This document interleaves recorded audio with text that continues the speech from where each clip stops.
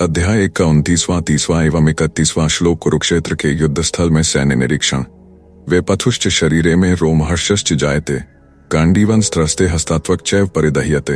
अर्थात मेरा सारा शरीर कांप रहा है, मेरे रोंगटे खड़े हो रहे हैं, मेरा गांडीव धनुष मेरे हाथ से सरक रहा है और मेरी त्वचा जल रही है।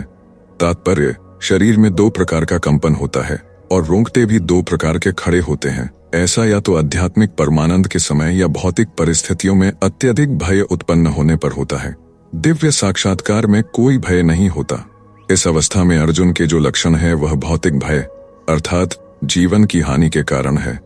अन्य लक्षणों से भी स्पष्ट है, वह इतना अधीर हो गया कि उसका विख्यात धनुष गांडीव उसके हाथों से सरक रहा था और उसकी त्वचा में जलन उत्पन्न हो रही थी। ये सब लक्षण देहात्म बुद्धि से जन्य है। 30वां श्लोक।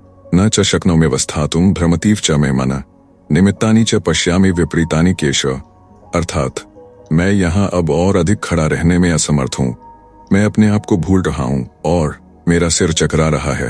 हे कृष्ण, मुझे तो केवल अमंगल के कारण दिख रहे हैं।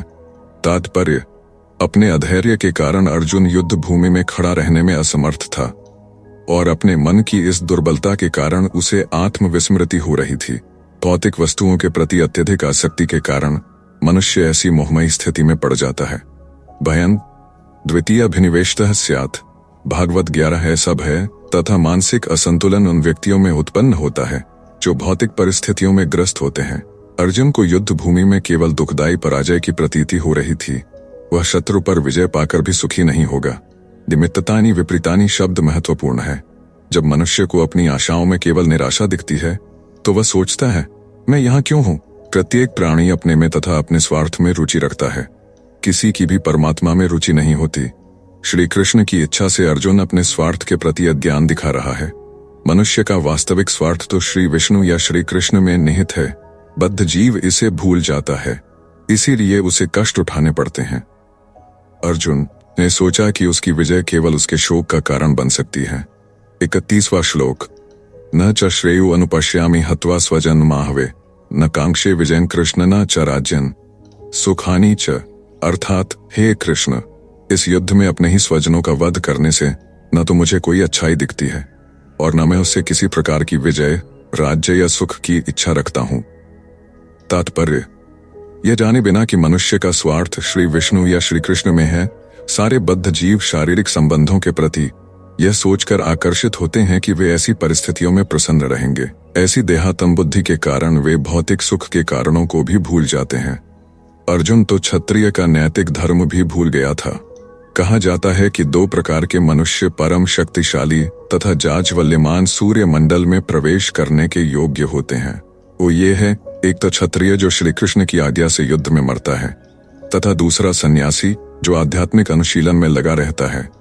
अर्जुन अपने शत्रुओं को भी मारने से विमुख हो रहा है, अपने संबंधियों की बात तो छोड़ दे। वह सोचता है कि स्वजनों को मारने से उसे जीवन में सुख नहीं मिल सकेगा, अतः वह लड़ने के लिए इच्छुक नहीं है। जिस प्रकार की भूख न लगने पर कोई भोजन बनाने को तैयार नहीं होता, उसने तो वन जाने का निश्चय कर लिया है जहां वह एकांत में निराशापूर्ण जीवन काट सके। किंतु क्षत्रिय होने के नाते उसे अपने जीवन निर्वाह के लिए राज्य चाहिए, क्योंकि क्षत्रिय कोई अन्य कार्य नहीं कर सकता। किंतु अर्जुन के पास राज्य कहाँ है?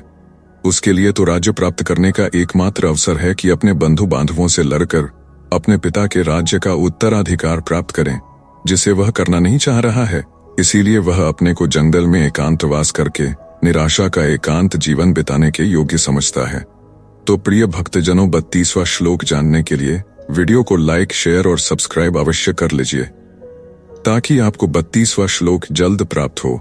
जय श्री कृष्ण जी।